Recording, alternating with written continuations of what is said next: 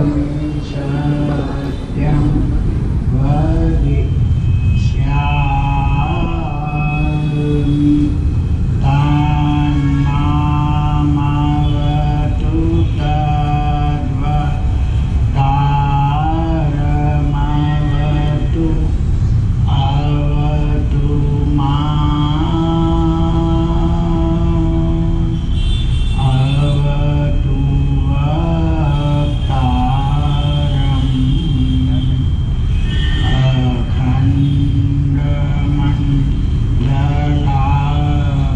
अखण्डमण्डलाकारं व्याप्तं येन चराचरम् तत्पदं दर्शितं येन तस्मै श्री गुरवे नमः।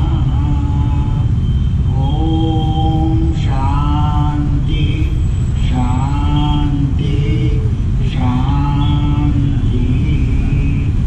बोलिए भगवान श्री कृष्णचंद्र देव की गीता मात की। स्वामी श्री हरिरानंद जी महाराज।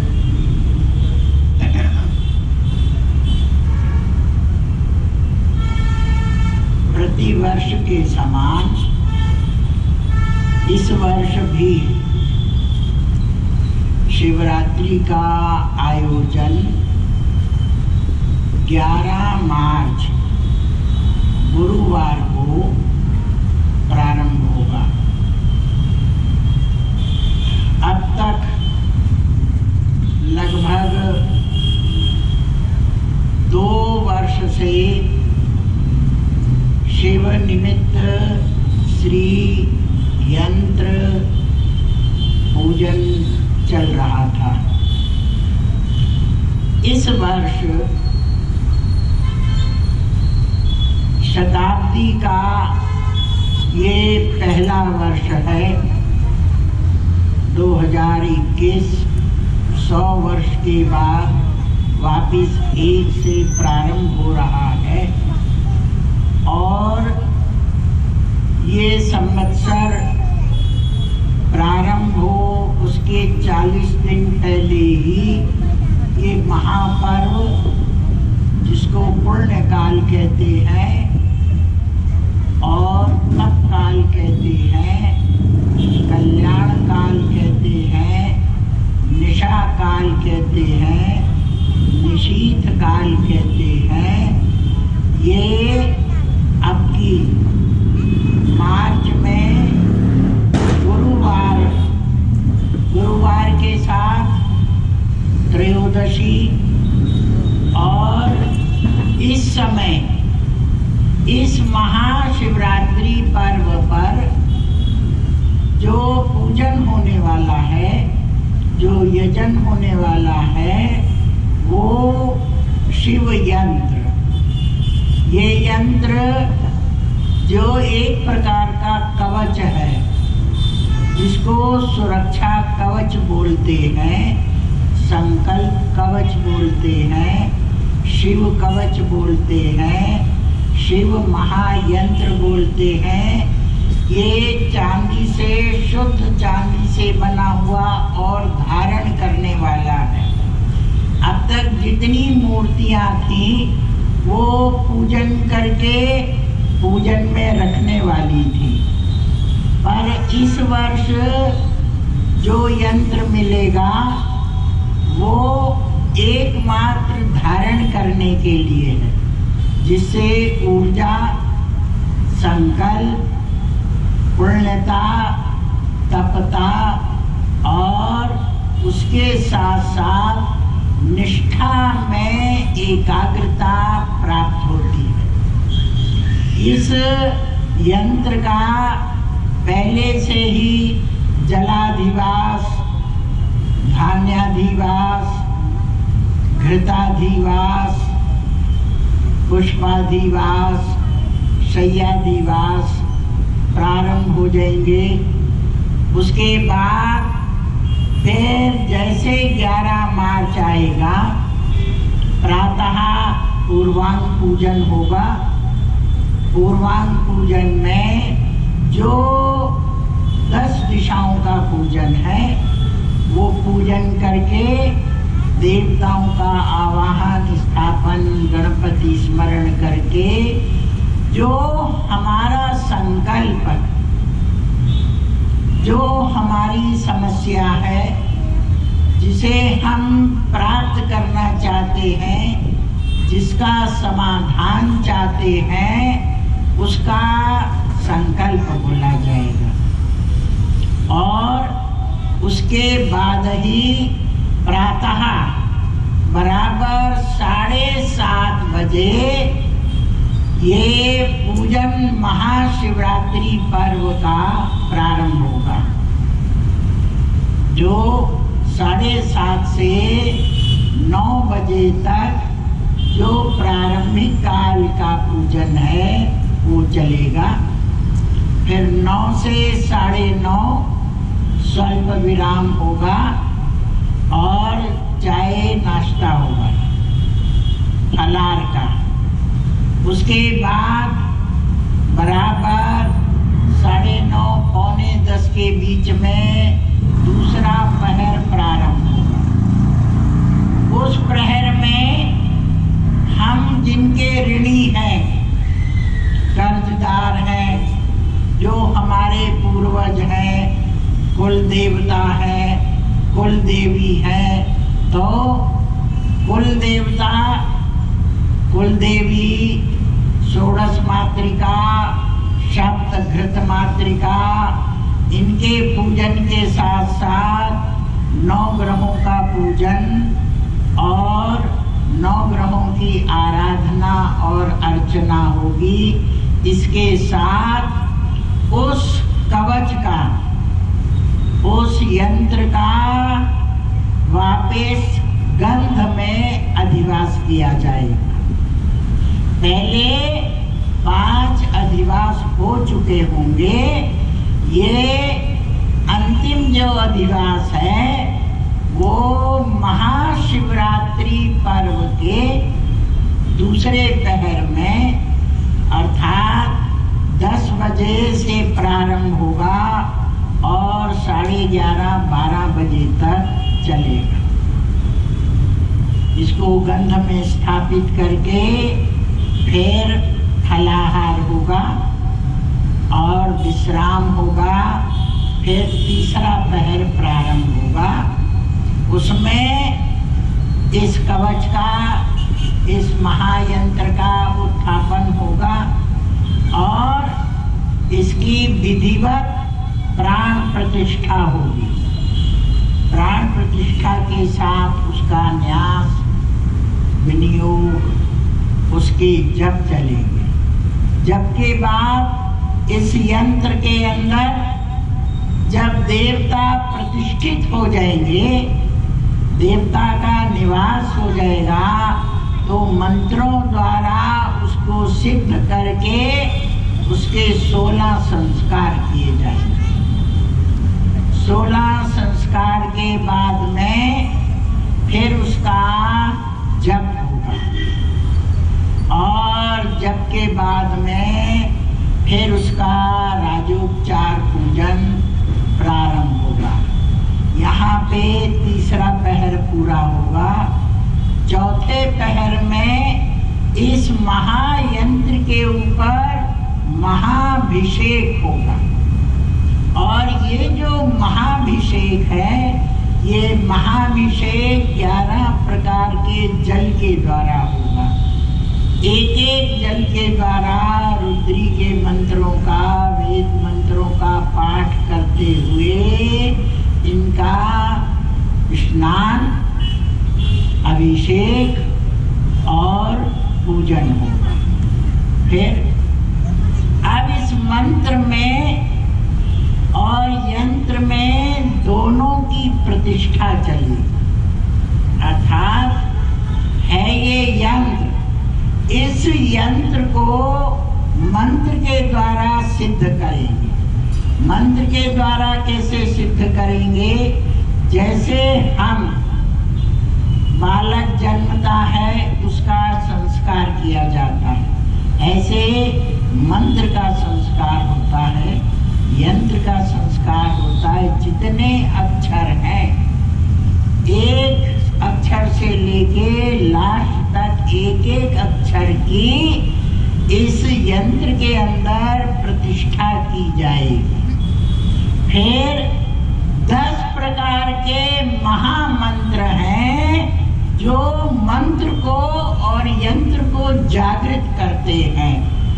दीपन है, बोधन है, जीनन है। एक एक मंत्र का उच्चारण करके इस यंत्र को मंत्र प्रवेश करा के उसको सिद्ध किया जाएगा। ऐसे 10 विधि, 10 प्रकार के संस्कार हैं मंत्रों के। पहले उन मंत्रों का संस्कार होगा और उन मंत्रों के द्वारा इस यंत्र का प्रवेश और सिद्धीकरण और उसके अंदर कवच सिद्ध किया जाएगा। 6 बजे तक ये कार्यक्रम संपूर्ण होगा। इसके बाद संध्या आरती होगी। संध्या आरती के बाद स्वल्प विराम होके फिर जैसे प्रतिवर्ष 7-8 बजे से 10 बजे तक महात्माओं का प्रवचन होता है, वो प्रवचन होगा। 10:30 बजे से 11:30 बजे तक फिर मंदिर के जो प्रधान राजलिंग और भगवान शिव हैं, उनका आवाहन, स्थापन, पूजन तो प्रातः ही हो जाएगा, पर अष्टावधान पूजा, अष्टावधान सेवा 8 प्रकार से केवल वाणी के द्वारा उनका पूजन होता है।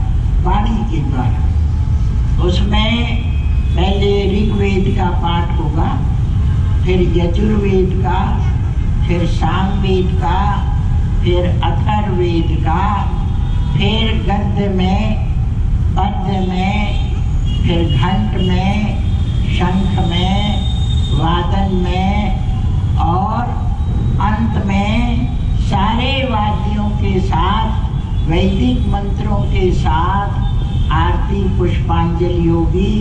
जिसमें राजलिंग और महाशिवराज इनका यजन पूजन किया जाएगा। 12 बजे निशीथकाल प्रारंभ होता है। जैसा आप सबको ज्ञात है, मालूम है, ऐसे निशीथकाल प्रारंभ होते ही भगवान शिव के निमित्त, शिव कवच के निमित्त, उस यंत्र के निमित्त दीपदान, जिसमें भूमि कूर्म आदि पूजन के बाद अग्नि पूजा होती है। अग्नि के मंत्रों का जप किया जाता है, मिली मुद्रा द्वारा दर्शन किया जाता है और सिद्ध किए हुए महामृत्युंजय मंत्र, अग्नि के मंत्र और जो भी मंत्र अपने हैं, उन सबको निशीथ काल में वो कवच, वो दीपक, वो मुद्रा और मंत्र, इन 4 की सन्निधि में सिद्ध किया जाएगा। इसके बाद फिर आधा घंटे का विश्राम होगा। फिर 2 बजे से 3:30 बजे तक भगवान शिव की पंचवक्त्र पूजा होगी। भगवान शिव के 5 स्वरूप हैं जो उन्होंने ब्रह्मांड को ताकत दिया है, शक्ति दिया है, तेज दिया है। उसके हिसाब से पूरा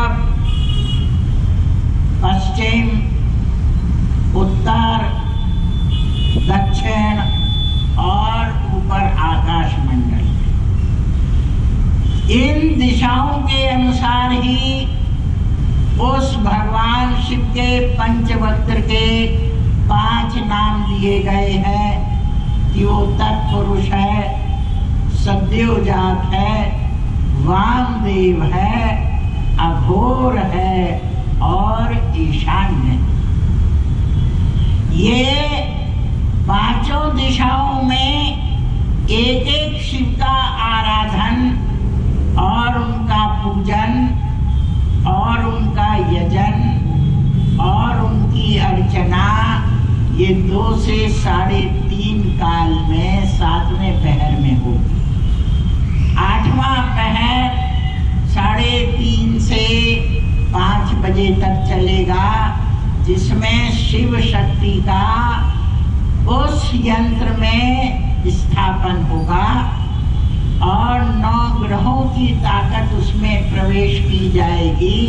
उसमें सूर्य, चंद्र, मंगल, बुध, गुरु, शुक्र, शनि, रवि, राहु, केतु, ये जो 9 ग्रह हैं, इनके सन्निधि में इनके धान्य द्वारा अर्चना आराधना हमारे जन्माक्षर में, हमारी जन्म कुंडली में जो भी उग्रता है,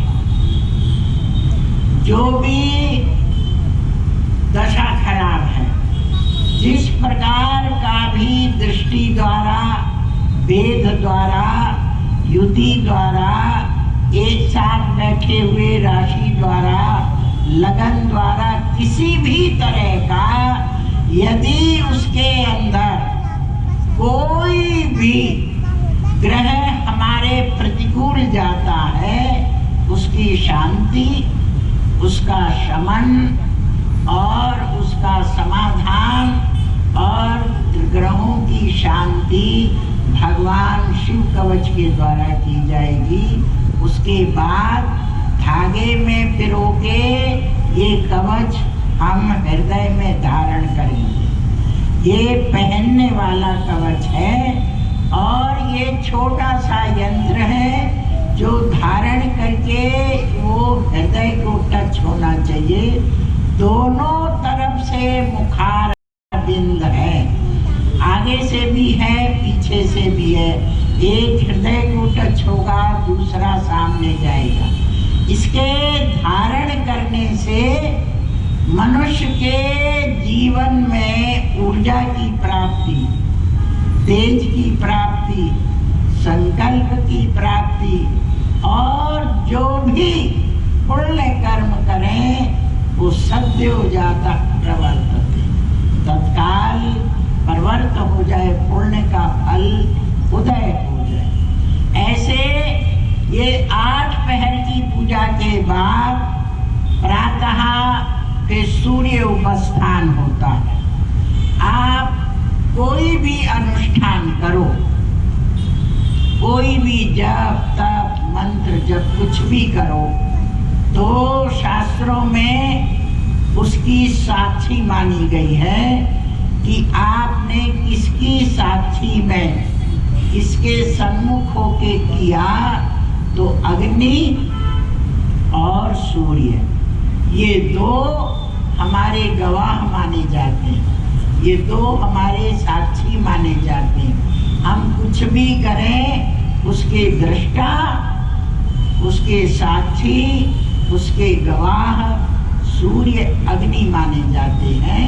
तो जब पूरा अष्टपहर रात दिन अहर्निश ये महाशिवरात्रि पर्व का पूजन समापन होगा तो सूर्य को 12 सामग्री डाल करके अर्घ देते हैं, उपस्थान करते हैं कि जो हमने ये पूजन किया है, यजन किया है, अभिषेक किया है, जो भी क्रिया किया है 8 पहर में, ये हमारी सिद्ध हो, फलदायी हो, सफल हो और आपकी किरणों के द्वारा हमारे अंदर प्रविष्ट हो और इसका हमको सद्य जाता तत्काल फल प्राप्त हो।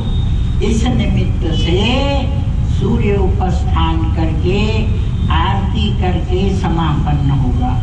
ऐसे अपनी महाशिवरात्रि पर्व पर धारण करने वाला कवच, धारण करने वाला यंत्र, धारण करने वाला शिव मूर्ति रखी गई है, जिसका प्रातः से दूसरे दिन प्रातः काल 24 घंटे लगातार रात दिन पूजन यजन चलेगा।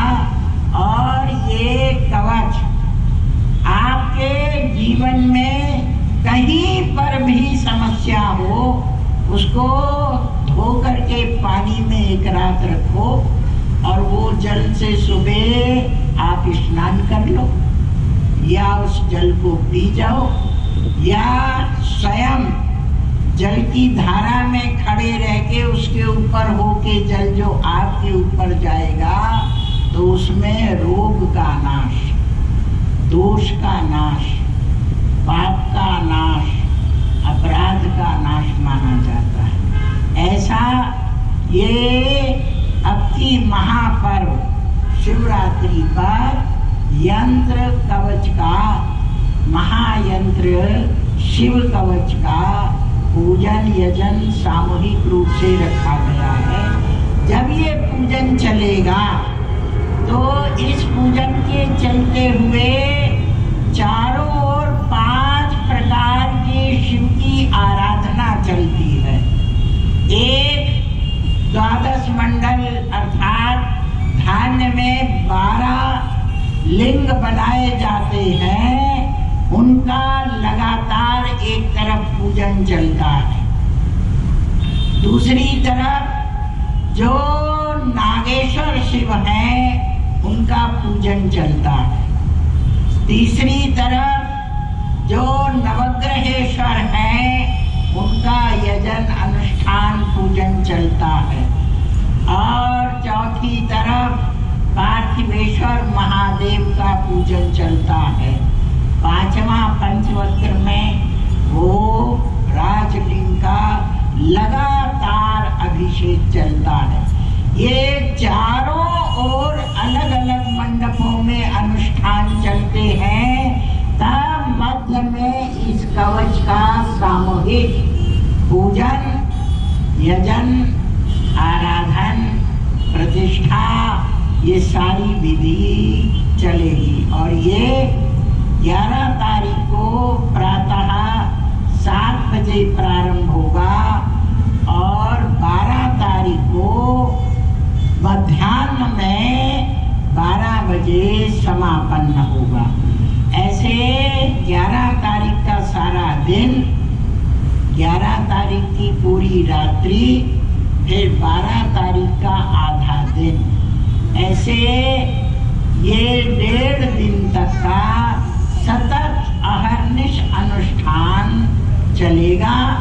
ये कवच आप किसी के निमित्त का संकल्प करो, किसी के लिए बोल करके करो, और वो संकल्प में पूजा करके यदि आप उसको दो तो ये नैमित्तिक कर्म में तत्काल उसको लाभदायी होगा, उसके लिए सफल होगा जिसका आप संकल्प करेंगे। और इसकी जो विशेष व्याख्या है वो आगे बताई जाएगी। अभी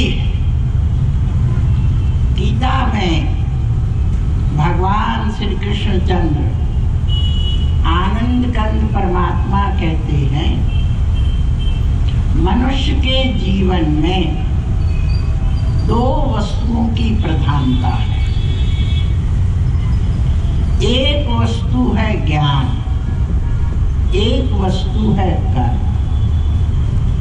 कर्म ऐसी वस्तु है जो मनुष्य ना उसको छोड़ सकता है और ना कर्म मनुष्य को छोड़ सकता है। क्यों? कि मनुष्य का संसार में जन्म लेना, मनुष्य का संसार में आना, मनुष्य का अपने माता पिता के गर्भ में प्रवेश करना, इसका एकमात्र आधार, एकमात्र कारण, एकमात्र इसका बीज और रहस्य कर्म है। मनुष्य जो कर्म किए हैं उस कर्म का फल भोगने के लिए, प्राप्त करने के लिए, कर्म को समाप्त करने के लिए वो आयु, विद्या, यश, बल, ये सब माता के गर्भ में निर्धारित हो जाता है। और जब वो निर्धारित हो जाता है तो ये निश्चित है, पहले से ही लिखा गया है कि ये माता पिता होंगे, ऐसा भाई बहन होगा, इस प्रकार की पत्नी मिलेगी, ऐसा पुत्र मिलेगा, ऐसा जीवन मिलेगा, इतनी आयु मिलेगी, इतने भोग मिलेंगे, इतना सुख मिलेगा, इतना दुख मिलेगा, ये सब निर्धारित हो जाता है। और वो जो निर्धारण है उसको कोई हटा नहीं सकता, उसको कोई मिटा नहीं सकता। उसका नाम शास्त्रों में दिया है प्रारब्धम, उसको कहते हैं प्रारब्ध। प्रारब्ध का मतलब न भुंक्ते क्षीयते कर्म कल्प कोटि शतैर, करोड़ों कल्प बीत जाने पर भी प्रारब्ध अपना फल भोगवा के मानता, प्रारब्ध छोड़ता नहीं। पर उस प्रारब्ध को भोगने के लिए, उस प्रारब्ध को सहज बनाने के लिए, उस प्रारब्ध को अपने जीवन में उतारने के लिए वेदों में, शास्त्रों में एक मनुष्य को हथियार दिया, एक ताकत दिया, एक शक्ति दिया, उसका नाम है ज्ञान। अगर मनुष्य वैदिक ज्ञान, शास्त्रीय ज्ञान, ऋषि मुनियों का ज्ञान, सनातन ज्ञान, पुरातन ज्ञान धारण कर लेता है तो उसका वो प्रारब्ध सहज हो जाता है, उसका वो प्रारब्ध आसान हो जाता है, उसको वो सहजता से भोग लेता है। कहो ज्ञान से प्रारब्ध कैसे हल्का हो जाता है? क्या ज्ञान कर्म को कम कर देता है? क्या वो ज्ञान कर्म को छांट देता है? क्या वो ज्ञान उस कर्म को आधा कर देता है? क्या वो ज्ञान कर्म को हल्का कर देता है? नहीं, वो ज्ञान आपके अंदर इतनी ताकत देता है, इतनी शक्ति देता है, इतनी पावर देता है कि आपको उस कर्म का बोझ नहीं लगेगा, वजन नहीं लगेगा, भारी नहीं लगेगा, भोगने में कष्ट नहीं होगा। दृष्टांत के रूप में जैसे 2 किलो का पत्थर है और आपकी ताकत चूहे जैसी है, तो आप उसको खींचने में असमर्थ हैं।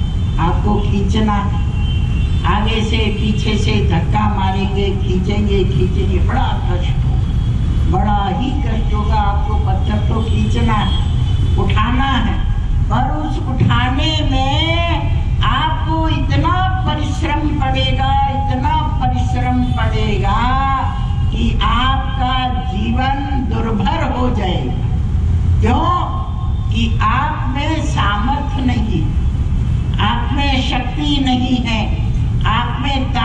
नहीं है, उस वजन को उठाने की, खिसकाने की आपकी सामर्थ्य कम है और उस पत्थर की सामर्थ्य ज्यादा है, उसका वजन ज्यादा है। उसके वजन से आप दब रहे और आपने ज्ञान पा लिया,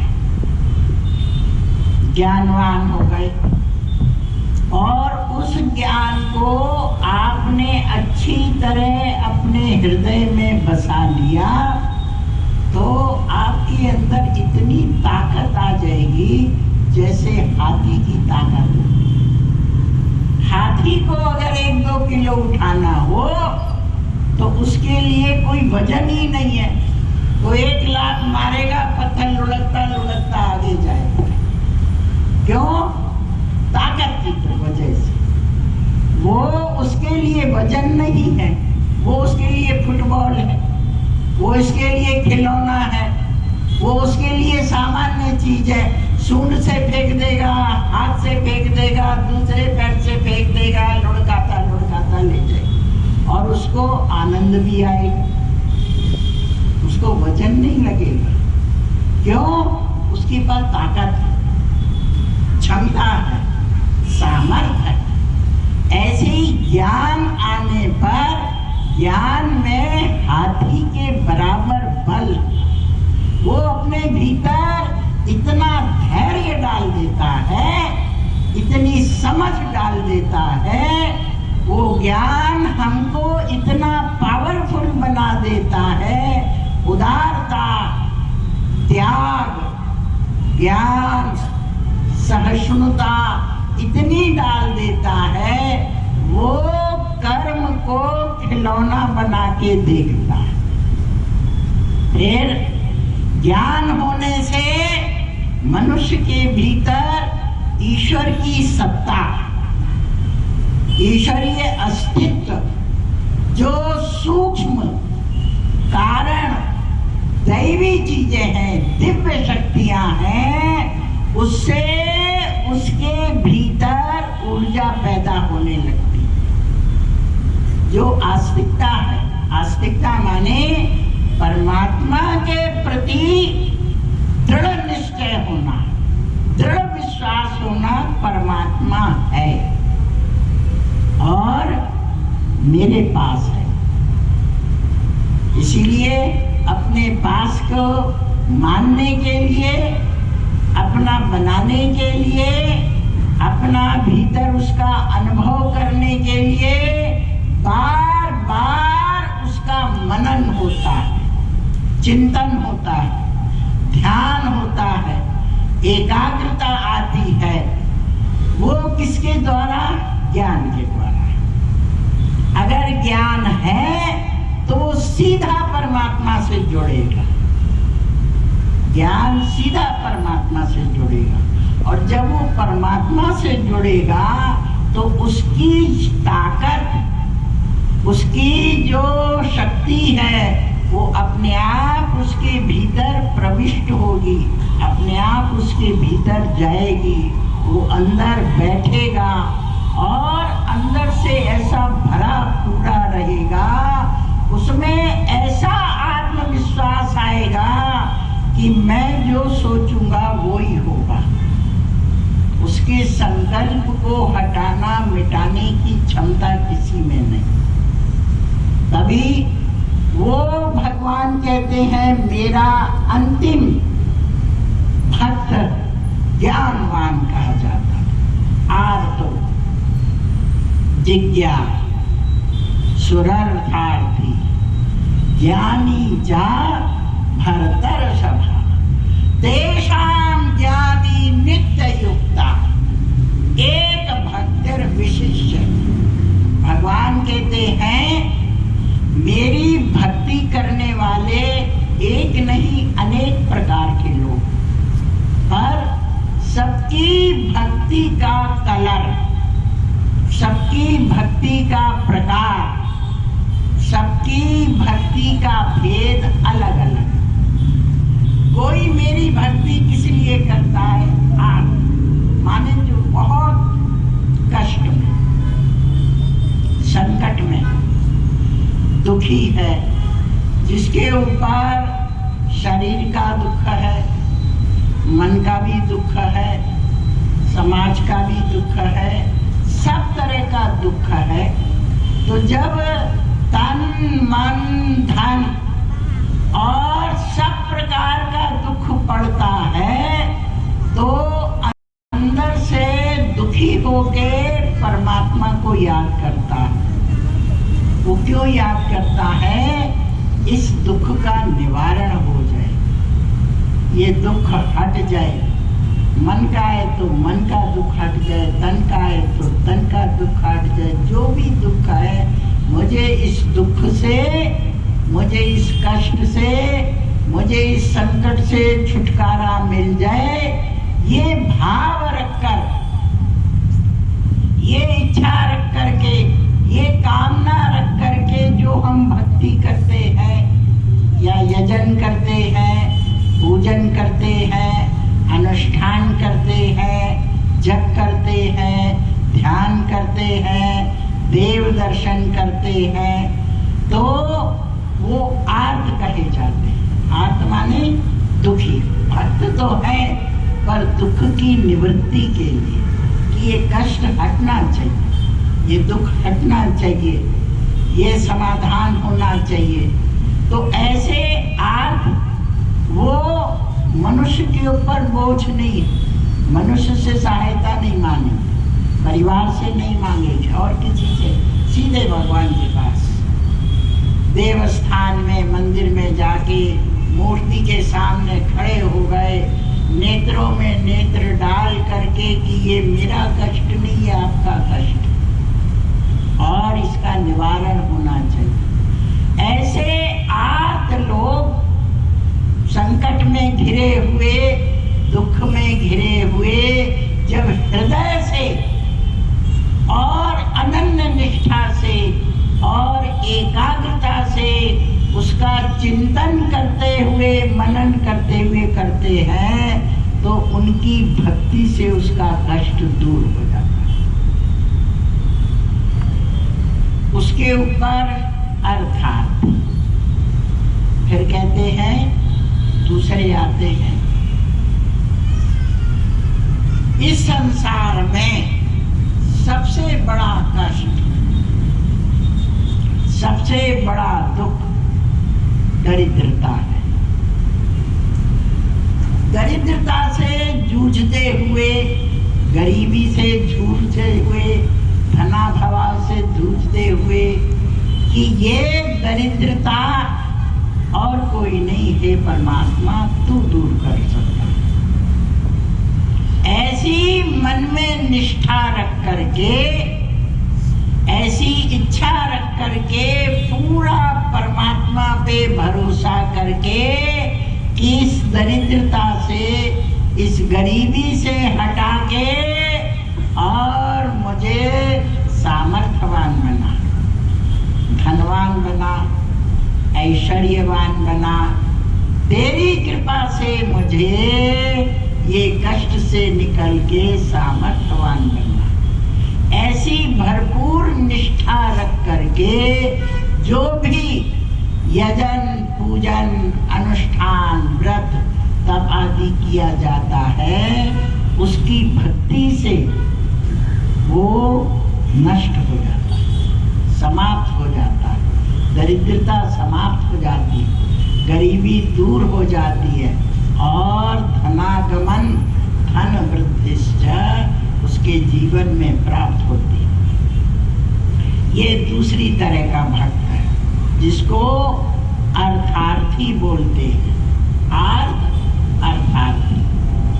तीसरा जिज्ञासु, जो अंदर से संतुष्ट है, पूर्ण है, पर परमात्मा को जानने की, उसको खोजने की, उसको ढूंढने की, उसकी विषय में जानकारी लेने की अंदर से जिसकी बहुत जिज्ञासा होती है, बहुत इच्छा होती है।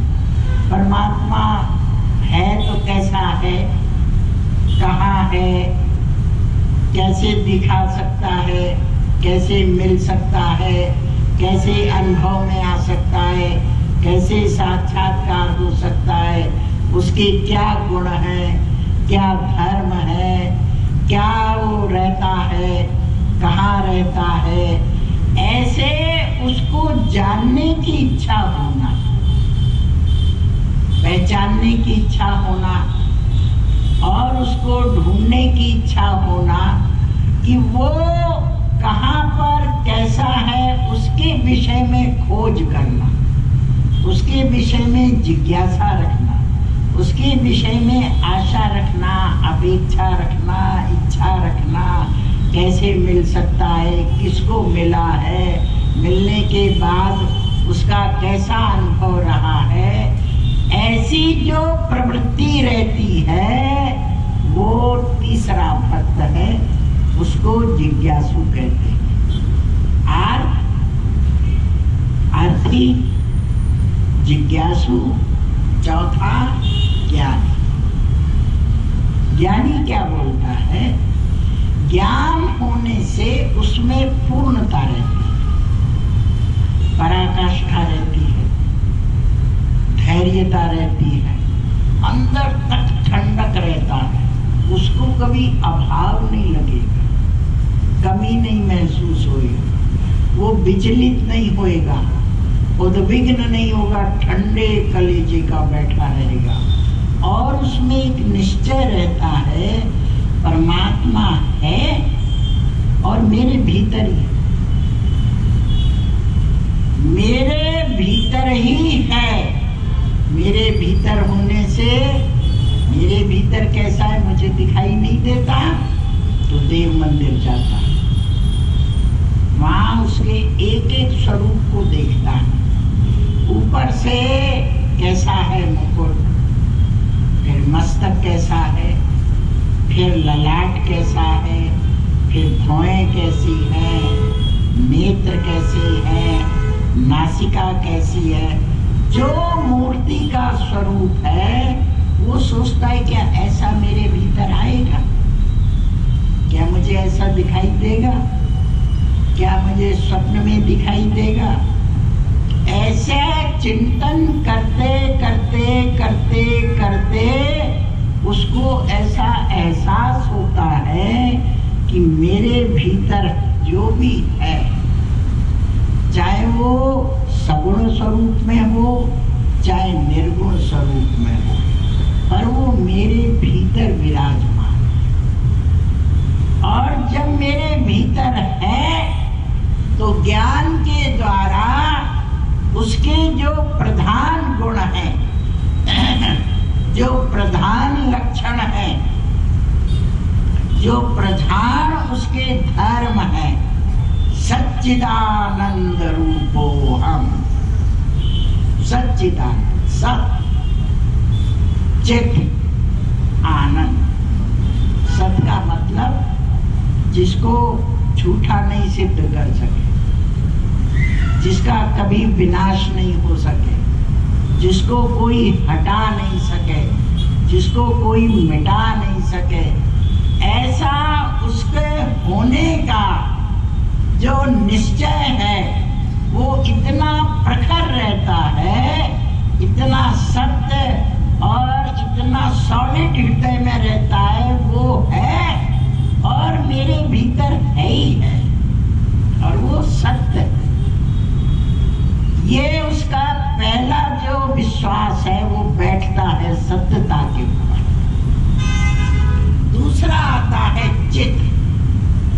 चित माने चैतन्य, ज्ञानवान, जो अनुभव करने वाला, जो बताने वाला, जो महसूस करने वाला, वो अंदर बैठा हुआ हमसे महसूस हो रहा है, बता रहा, संसार का भी ज्ञान कराता है, शरीर का भी ज्ञान कराता है, गुणों का भी ज्ञान कराता है, अंदर बैठे हुए विकारों का भी ज्ञान कराता है, अच्छाई का भी अनुभव कराता है, बुराई का भी अनुभव कराता है। हम जिसके माध्यम से अनुभव करते हैं जानते हैं, हम जिसके माध्यम से उसको पकड़ना चाहते हैं उसका नाम चित्त। सत फिर आ गया चित्त।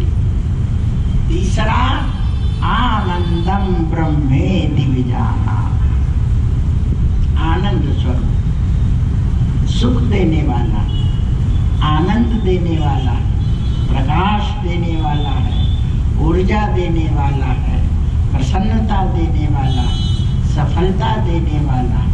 ये जिससे आनंद प्राप्त होता है वो सारी विशेषताएं उसमें भरी हुई। ये तीनों वस्तुओं पे उसका ऐसा निश्चय रहता है, ऐसी दृढ़ता रहती है कि वो उस पे बैठा रहता है, स्थिर होता है। उसका नाम है ज्ञान। जब ये ज्ञान आ जाता है तो उसका कितना ही खराब कर्म क्यों ना हो, वो उसको आसानी से भोग जाता है, वो उसको सहजता से ले लेता है। क्यों? ज्ञान की ताकत उसमें इतनी रहती है कि जितना भी कर्म का बोझ है वो एकदम हल्का बन जाता है, लाइट वेट हो जाता है और वो उसको आसानी से सहजता से भोग लेता है, ज्ञान बल पे भोग लेता है। ये जो चार हैं, अर्थी, जिज्ञासु और ज्ञानी, उन तीन का तो प्रयोजन है। एक का संकट निवारण करना, एक का गरीबी दुख करना, एक उसको जानना, पहचानना, ढूंढना, पर जो चौथा है वो उसको पकड़ के अपने अंदर समा लेता है। जब वो समा लेता है तो वो जो भी पुण्य कर्म करता है, जो भी संकल्प करता है, जो भी सोचता है, वो निश्चित उसके अनुसार ही होता है। क्यों? वो ब्रह्मविद है। वेद में इसके लिए बड़ा सुंदर दृष्टांत दिया गया। यजुर्वेद की बृहत आरण्यक शाखा में बताया गया है, प्राचीन शालाः औपमन्यवः सत्ययज्ञः पौलशीरिन्द्रजम्यो भालवीयो जनाशार्कराक्षो विडुल आश्वतरा स्वस्ते एते महाशाला महासूत्रिया समेत्य मीमाग्वंसाम चक्रो। वेद में कहते हैं बहुत बड़े बड़े प्रतापी, ज्ञानवान, निष्ठावान ऋषि थे। उनका नाम ही है ब्रह्मवादिना, ब्रह्मवादी, जिसमें प्राचीन शाल, सत्ययज्ञ, पौलशी, इंद्रद्युम्न, जन, शार्कराज, विडुल, अश्वपति, उद्दालक, ये बड़े बड़े ऋषि, तपस्वी, महर्षि, ज्ञानी में, ये सारे ज्ञानवान होने पर भी शिव की आराधना, उपासना, जप, तप निमग्न रहते। अचानक एक महापर्व पर ये सारे ऋषि एक नदी किनारे एकत्रित होते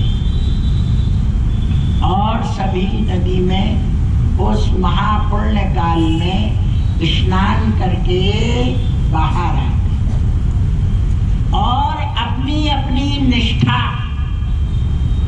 ज्ञान के अनुसार यजन करते, एक दूसरे को देख करके अभिवादन करते हैं, अभिनंदन करते हैं, नमस्कार करते हैं और वार्तालाप करना शुरू करते हैं। वार्तालाप के अंदर ये जानना चाहते हैं तुम्हारा अनुभव क्या है, तुम्हारा अनुभव क्या है, तुम्हारा अनुभव क्या है। तो वो सब एक दूसरे के प्रति एक स्वभाव होने से, एक गुण होने से, एक धर्म होने से वो 6-7 ऋषि एक दूसरे के प्रति बहुत आकर्षित हो जाते हैं। इतने आकर्षित हो जाते हैं कि एक दूसरे को छोड़ने की इच्छा नहीं होती और वहीं नदी तट पे बैठ जाते हैं। बैठ करके उनमें से एक ऋषि बोलता है कि आप सबके दर्शन से मेरा जीवन धन्य हुआ है, पर मेरा एक प्रश्न है, आप ही समाधान कर सकते। मैं आपसे प्रश्न रखता हूँ, किं कारणं ब्रह्म कुतस्म जाता जीवामकेन क्वच संप्रतिष्ठा अधिष्ठिता के न सुखे तरेषु वर्तामहे ब्रह्मविदो व्यवस्था। मैं ये जानना चाहता हूँ, किं कारणं ब्रह्म कुतस्म जाता। ये इतना बड़ा जो ब्रह्मांड है, इस ब्रह्मांड को किसने पैदा किया और कैसे पैदा किया। इस ब्रह्मांड में जो जीव है,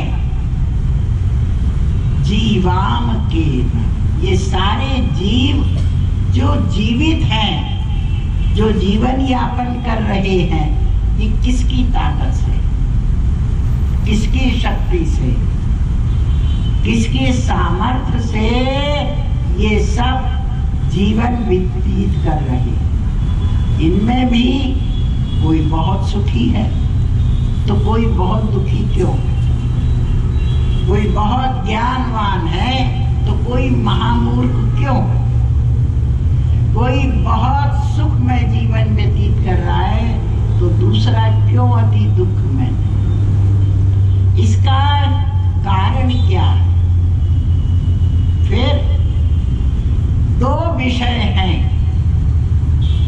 कि ब्रह्म और आत्मा, ये दो शब्द वेदों में बार बार आते हैं। आत्मा और ब्रह्म, तो ये जो ब्रह्म है ये किसको कहा जाता है और आत्मा किसको कहा जाता है।